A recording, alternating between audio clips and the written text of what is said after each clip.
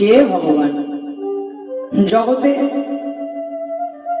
মানুষ কতজনকে ভগবান বলে? কোন মানুষ অলৌকিক কোন ক্ষমতার অধিকারী তো তাকেই ভগবানের আসনে বসিয়ে দেয়। মানুষ কখনো ভগবান হতে পারে না। মানুষ কেন, দেবতারাও ভগবান নন। শ্রীমদ্ ভাগবত মহাপুরাণে বললেন কে ভগবান জানো?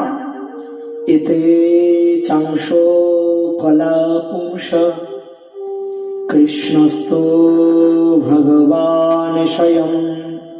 কে ভগবান জানো? ভগবান একমাত্র শ্রীকৃষ্ণ। চৈতন্য চরিতামৃতে কৃষ্ণদাস কবিরাজ গোস্বামী পাদ তাই বলছেন, একেলা ঈশ্বর কৃষ্ণ আর সব ভৃত্য, যারে জয়ছে নাচায় সে তৈছে করে নৃত্য। একমাত্র ভগবান হচ্ছেন শ্রীকৃষ্ণ, সবাই তার ভৃত্য, সবাই তার দাস। হ্যাঁ গো, সবাই দাস হওয়ার জন্য প্রার্থনা করে জানো। যত দেবতাগণ আছে না, সবাই ভগবানের দাস হতে চায়। সবাই ভগবানের শ্রী চরণে এসে প্রার্থনা করে বলে, ভগবান আমায় দাস করে নাও না গো। আর যিনি আমার ভগবানকে না মেনে শুধুমাত্র দেবতাদের পূজা করে, সেই দেবতারা না সেই পুজোতে আসেন না জানো। এটা তুমি মানলেও ভালো, যদি না মানো তাতেও আমার কিছু করার নাই, কারণ শাস্ত্রে এটা বলেছে কৃষ্ণ শূন্য মঙ্গলে দেবেন নাই সুখ।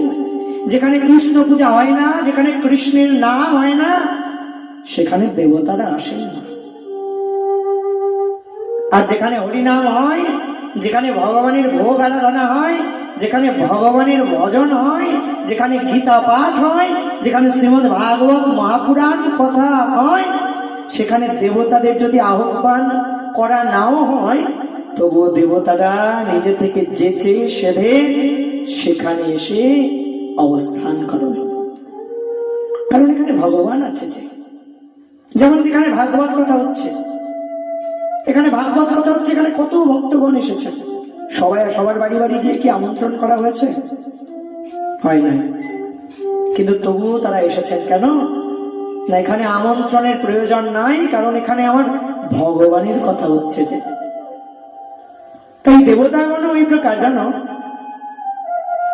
ভগবানের কথায় যদি তাদেরকে আমন্ত্রণ করা নাও হয়, তবুও তারা ভগবানের কথায় এসে উপস্থিত হন। কারণ তারা বলেন আমন্ত্রণের প্রয়োজন নাই গো, কারণ এখানে আমার ভগবানের কথা হচ্ছে। যে তাই যাকে যাকে যদি ভগবান বলো তবে কিন্তু অপরাধ হবে। ভগবান কে? এতে চাংশ কলা পুংস কৃষ্ণস্তু ভগবান স্বয়ং।